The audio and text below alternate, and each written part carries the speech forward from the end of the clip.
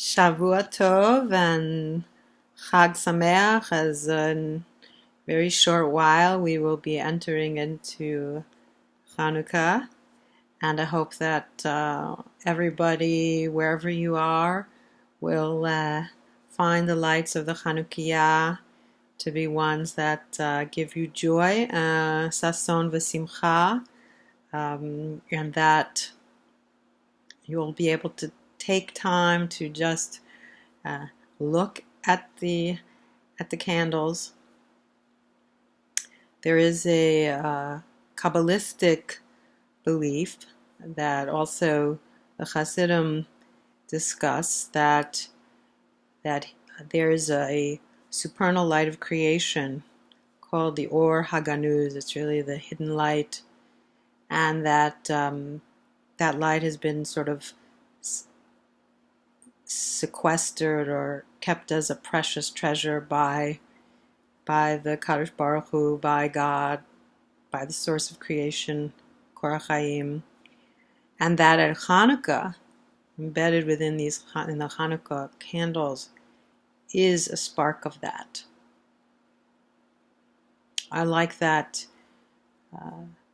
that story, that belief, because it suggests that although Hanukkah is a post-biblical holiday and therefore called a minor holiday, really it has a lot of deep spiritual significance, setting aside the importance that it had to Zionists as reflective of a muscular Judaism, an awakened Jewish people, or in America often as a accompanying holiday to all of the festivities of Christmas.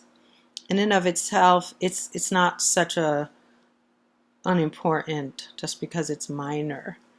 Like with Purim, we sometimes underestimate the power of the holidays that are designated as minor.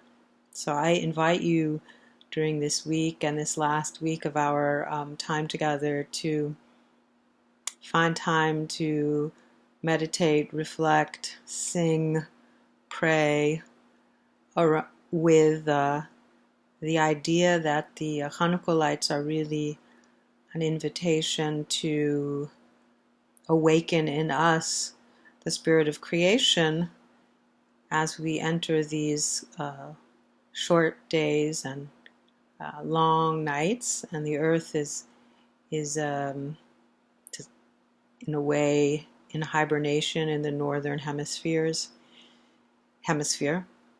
I've added to this post, this final post, the section from the Talmud, the short section that asks, what is Hanukkah, my Hanukkah?